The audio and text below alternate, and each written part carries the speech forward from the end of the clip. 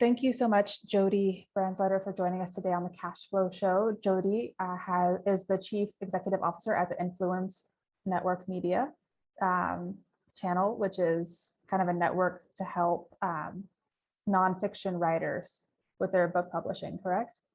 Yes, yeah, it's really focused on nonfiction business mostly, but really just to help nonfiction authors with the whole process of the writing journey, from deciding to be a writer and author to developing the book to promoting the book so that it is a success. Great. And could you tell me a little bit about your business and how you founded the Influence Network Media and how it's grown since then? Yeah, so I'm actually I guess I can call myself a serial entrepreneur now because I have multiple companies. So I started my entrepreneur journey back in 2018. So my background has been in recruiting. So recruiting by trade for 20 plus years. So I've been in the consulting field since 2018. Influence Network Media is actually my brand new company that I founded this year. And that was from writing my own book, experiencing that book journey, and then kind of utilizing my entrepreneur skills with my consulting company in a brand new format. So consulting since 2018, and that is mostly with small to mid-sized businesses in the STEM, science, technology, engineering, manufacturing arena, and really just helping them be better recruiters and hire better talent. And then Influence Network Media is the book kind of media company. And the consulting business, I've been able to actually, from 2018 to 2019, I was able to double my income as well as my clients. 2020 was like with any other company, it was, I made money. So I was just happy that I did that. And so now this year I'm actually targeted to get back to where I was pre-COVID. And then Influence Network Media, I am still in sweat equity. So I'm just, working through getting everything built and moving everything forward. We had our first book published literally Friday. So we're still kind of in that green space of being a new business. Congratulations on launching the book. That's always exciting. Yes, that was a multi-author book. So 10 talent experts came together, created that book, and they actually became Amazon bestsellers in 5 categories. So very proud of them. That's amazing. Yes. Yeah, that's rough. I mean, because Amazon is a very difficult marketplace to get and maintain in one category by itself. Yes. So awesome. Yes, a lot of hard work to figure that out. I can imagine. Yeah, I know a lot of people who do publishing on the fiction side. And so I can imagine for nonfiction, which has its own, unique positioning, that it can also be just difficult. So that's awesome. Yes. I'll have to check that out after the call. Thank you. So you said you're working in sweat equity. So I guess, did you start like all on your own, no funding from anyone, no co-partners? It's just kind of you with the Influence Network? So with Influence Network, I do have a business partner. Okay. So it is a partnership company, and we both put in some money as partners and pretty much have been doing sweat equity within that. And then the consulting company I started in 2018 was self-funded as well. I actually took my last corporate bonus check and used that to create my business so that I wouldn't have to do any kind of loan or anything like that. And I'm also in a very nice spot. My husband really supports the family while I'm doing my crazy entrepreneurship piece. Right. So I'm able to, use, I do give myself a draw finally with my consulting company, which was a huge accomplishment in my opinion. But yeah, I definitely have a nice support system family-wise to be able to do these different companies and businesses and hopefully get them to a point. Like my actual financial goal in 5 years is to have my husband retire, and I take care of all financial responsibilities of our family through my businesses.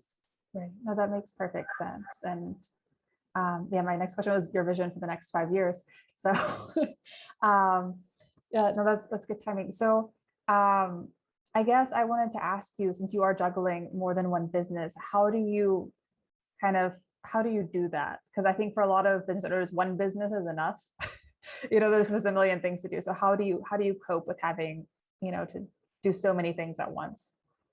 I think one, I will go ahead and tell everyone I'm a type A crazy person. So I'm super organized. I can't have one email stuck in my email box. So I kind of have that process brain that really does help me with staying on top of my business and cash flow and budgeting and things like that. Now, I will say that when I decided the second venture with Influence Network Media, I knew I needed a partner because I knew I wouldn't have the scalability to do two businesses at once. So definitely made that decision to find a partner who actually complements me. So I'm more of the, what you would call like the operating officer, like the chief operating officer, and she is more the business development side. So we kind of work well together in that perspective. But I use tools as much as I can to keep everything organized. I use Wave apps for invoicing and accounting. It's actually free. I'm also cheap. So that's another thing about me. But it works really well for me. And then I just make sure I separate it all, have two completely different business checking accounts for both businesses and try to keep everything separate so that I can manage both of them. Right. No, that makes sense. And in terms of the finances, you said to keep both businesses separate. Do you have like additional accounts, or do you just have like this account is for business A and this account is for business B, and you don't go into like this is an expense account and this is an income account? How does that work?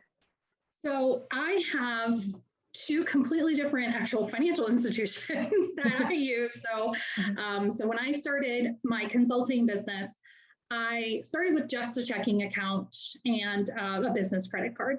And then I ended up starting to add accounts so that I can start bucketing my money. So I have like one savings account that's just bucketing for taxes.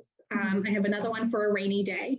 And then I have two different types of services I provide in that. So I actually have two buckets there. So I have a couple different accounts just to kind of manage where the money goes. But with the new business, Influence Network Media, we're just at a checking account, which is good because that's where I would like to be at this moment. And then I would say eventually we'll probably add savings and start to bucket things just like I'm doing with the other business. Right. No, that makes sense. And in terms of the overhead, so for consultancy, I can imagine the overhead is fairly low because you have basically yourself and any tools that you use. Yes. But for something like the Influence Network Media, where you're creating a community and you also have courses, are there any unique expenses to that or things that people should consider? So with Influence Network Media, there is a community course piece to it, which is like a subscription to a website. I use Mighty Networks is my go-to for that because it has both community and courses. So that is an annual subscription that you have to, pay to maintain. So that is, an added expense of just maintaining that, as well as creating the courses, and that's where all that sweat equity comes into play. But also with Influence Network Media, we have a person who's right now 1099 that we want to bring on board as a full-time employee, who's our publishing manager. So that is, something we have to think about once we bring her on full-time or even part-time, having to do all the payroll, be able to, maintain the taxes and everything that we have to do with that. So that's, an added piece that I have never experienced because with my consulting business, I've never looked at that as a business where I was going to grow and have employees. It was just going to be, kind of me doing that. So that, adding Influence Network Media. And then there's all these additional expenses when you're creating books. So, having to do book cover designs, formatting, having someone edit. So those all add up to be, can be pretty large expenses when you're looking to create a book. So we focus on, getting our revenue up front so that we can cover those expenses throughout that process. No, that makes sense. So For, I guess, the publishing aspect, how does that work? Does a client come to you with their nonfiction business book and you help them from like, okay, we've got your manuscript, we're going to go from this to the finished product and marketing? What other services do you include with it? Yeah, so we have two types of services. We have our multi-author book service, which is actually where we create the book summary. We give the opportunity to someone who wants to just write one chapter to become an author. So that we handle pretty much everything outside of writing the chapter. So we help with creating marketing materials, the whole bestseller strategy. We provide training to help them feel comfortable with writing their chapter, branding themselves as an author. So that's a really unique service that you can, have. So if you're, not sure if you want to write a whole book, you can do a multi-author book, see if that experience makes sense for you to move forward to a full book, or the nice thing is you're already an author at the end. So that's one service. And then with our solo, we look for individuals who know they have a book inside of them. They just maybe need someone to help them with that process. So we will help them with, if you're someone who's like me, who's like a do-it-yourselfer, and I love learning, and throughout that journey, we have a whole courses where you can literally just learn about the whole process while you're actually writing the book. So it's a very hands-on experience for somebody. And then we have a coaching service where, you like do it yourself, but you like to also kind of bounce off ideas and learn from someone. We add like a coach experience. And then we do a concierge where literally you write your chapters, we do the rest. Right. And it just really depends on what you want. We have some authors who are really interested in us just really helping with the production and publication. So literally they write and they're going to market their book themselves, which is fantastic. We just help them with making sure they get the edited version, they have the book design, we format it, we get it, online so people can buy it. We have other, authors who are actually more interested in the marketing side. So maybe they've already written a book or they're in the process of writing a book, but they really want to make sure that that book gets them the attention they want for either, themselves or for their business.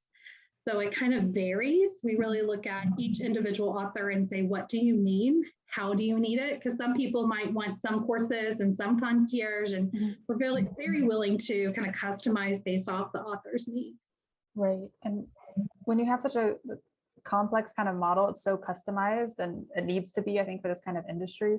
How do you, I guess, convert that customization into pricing? Because I'm sure you must have some standardized attempt at a standardized pricing, because everything can differ based on, who you get your cover designs from and editors, and there's so many moving pieces. How do you standardize that pricing revenue process?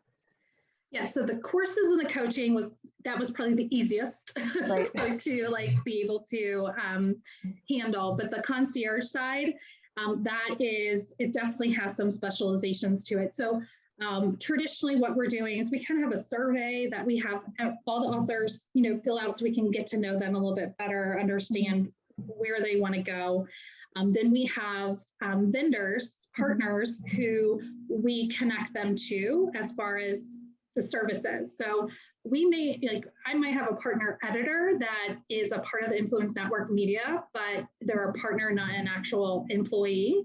And so we're partnering them, and then we negotiate that price upfront with them and package that into the actual piece. So it's a little hard to, if we're using partners, it's a little bit harder to come up with like a specific amount, because one person might need a different editor, one person might need ghostwriting, and some ghostwriting can be extremely expensive. Some editors can be extremely expensive if you're expecting them to kind of rewrite your chapters. Right. Whereas copyright or copy editing and just doing proofreading and stuff, that's a whole different ballgame. Right. So it does kind of vary, but that's the nice thing, is that since we have that capability of having partners, we can make sure we get the author to the right person, like the person that's going to work the best with them. And then we can help negotiate that to make sure it's a good price for the partner as well as for the author. Right. So that makes sense. So that way it's very much even that portion, you have some wiggle room, I guess, is what I'm trying to say. Yes. Depending Yes. on who you're working with in their particular budget. So you can kind of mix and match people based on their budget. Yeah, absolutely. And what their needs are. I mean, I think Right. that's the biggest thing is, I have one author, or actually it's kind of dual authors we're talking to right now, and they really have to have a ghostwriter do it because they're so busy. Right. And they're so busy. So I need to find a ghostwriter who can manage that project for them at the same time. So, trying to find a ghostwriter who can kind of do multiple things for an author, or at least be able to handle maybe some of those complexities with the author, because they also travel internationally, and just trying to find them can be difficult. So I have to find someone who's going to fit well with that situation. Whereas if it's someone who's like, I want to do kind of the interview ghostwriting where, they kind of do this, they talk to each other, and then from those conversations becomes a book, that's a different process, so it's just really making sure we're making them feel comfortable and confident in what they're receiving, and making sure it also meets their needs and what their goals are at the end. That's the biggest thing about a book, because as an author, you don't make a lot of money selling your book. Right. You just don't. You have to look at it in a vessel format. This is my vessel. My book is my vessel. How can it get me to more consulting opportunities? How can I become a paid speaker? How can I create a course? You have to have a big picture and goals of what you want that book to accomplish, or it just sits on a bookshelf and gets dusty. And is based on what you've said, I'm assuming you also help them with that strategic thinking, because a lot of people might come like, hey, I want to write a book because it'll be good for business. Then you have to be like, well, what does good for business mean to you? Yes. And that's part of it. Like, we want to know, like, because that's the thing. Like, if you're an author who just wants to write a book to be an author and hope that you make royalties, you're not our author. Right. We'll help you find someone who can help you with that. We're looking for the authors who are like, this is my, my key to open the doors. This is my vessel to get me to point A to point B. And then we have to understand, what does that mean to you? When I wrote my book, it meant that I wanted to be a paid speaker. I wanted to stop speaking for free. That was like one of my biggest goals. And I wanted to get more consulting opportunities and also have another income stream of potentially a course.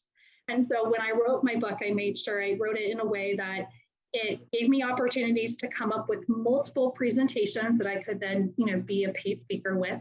It gave me the opportunity to highlight myself as a consultant so people could see me as a credible consultant, but it also was a key to a course that I can build. So that was something I thought of up front, and that's what an author needs to do. They need to think about, how am I going to use this moving forward? And that's if you're doing a multi-author book or your own book. Like I get a lot of authors doing multi-author thinking, well, this is just a chapter. I'm just going to write about something I enjoy. And I'm like, that's awesome. But do you enjoy it enough to talk about it all the time? Do you enjoy it enough to create a course? Do you enjoy it enough that you want to consult in that way? Like, really think about, this is something that you're going to be talking about probably for the rest of your life. So make it exciting or something you're going to like want to do moving forward.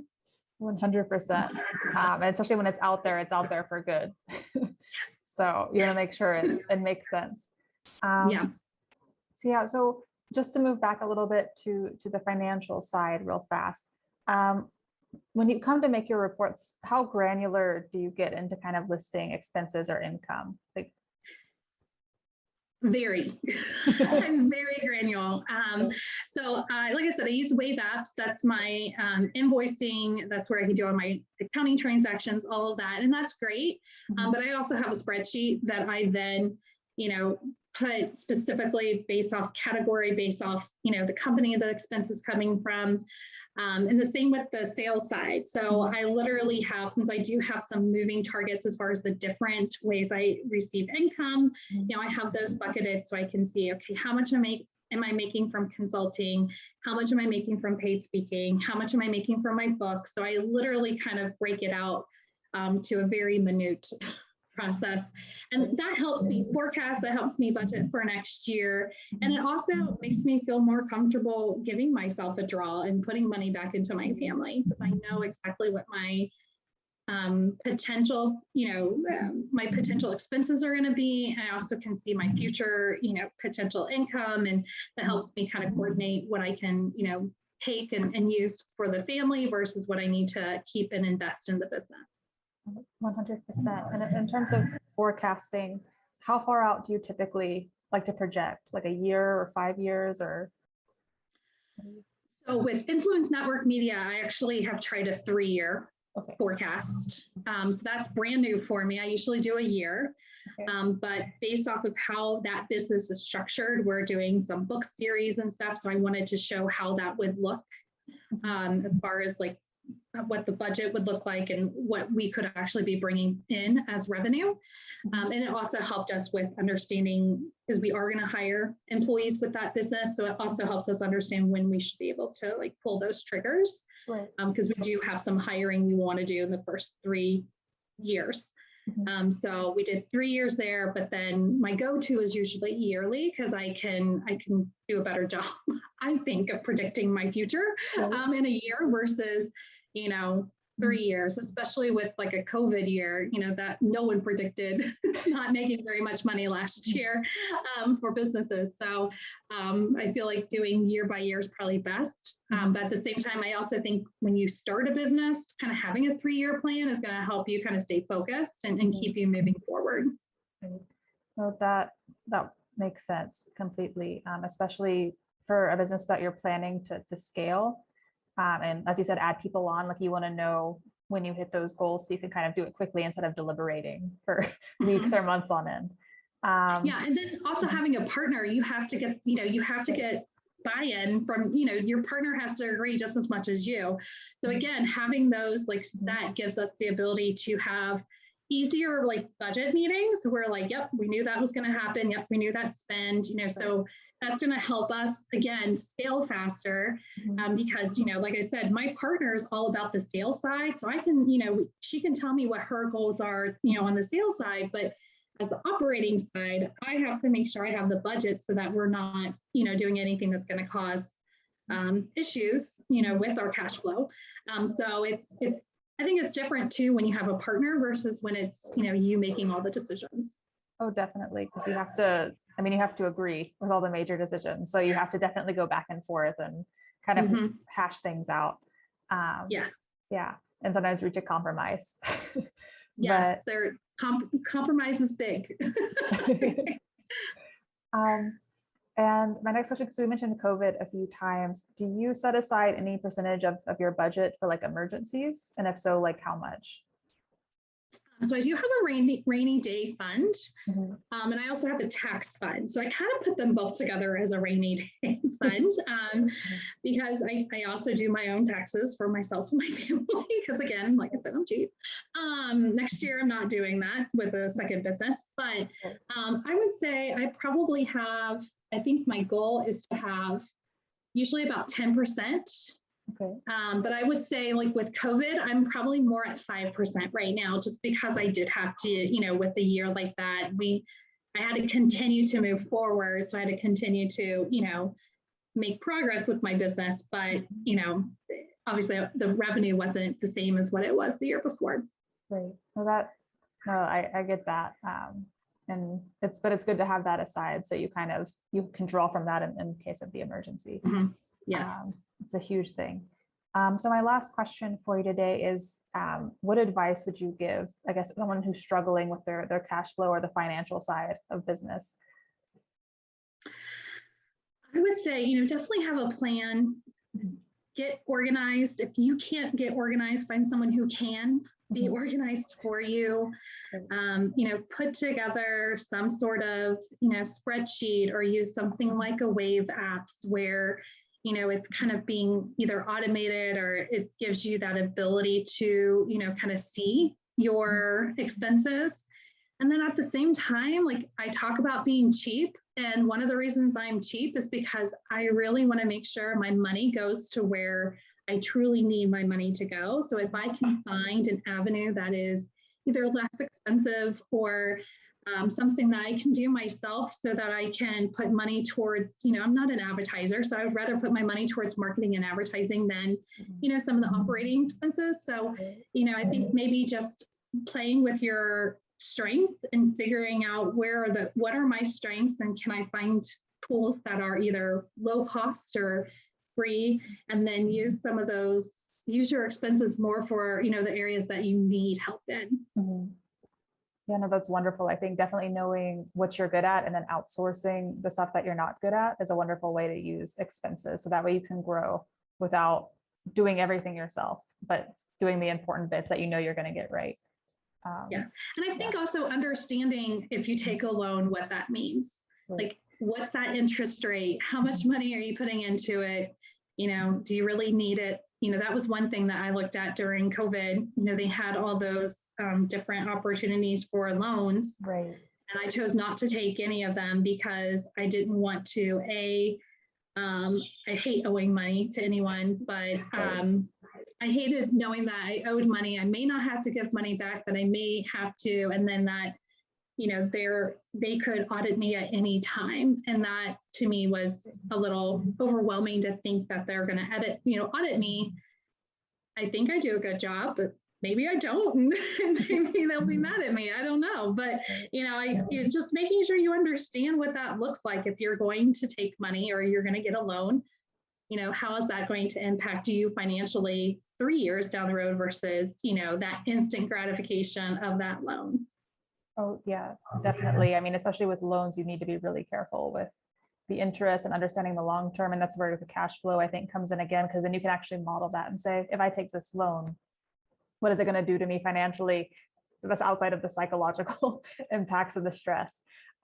Yes. So yeah, no, definitely. I mean, you really have to know with these things with business, because it can make or break your business, especially during, COVID and other, potential pandemics or issues, unexpected catastrophes. Yes. So yeah, no, thank you so much, Jodi. That's what I had for us today. I really appreciate your time. This has been great. Thank you so much. I hope I was able to help the audience as a non-accountant with what I do. Yeah.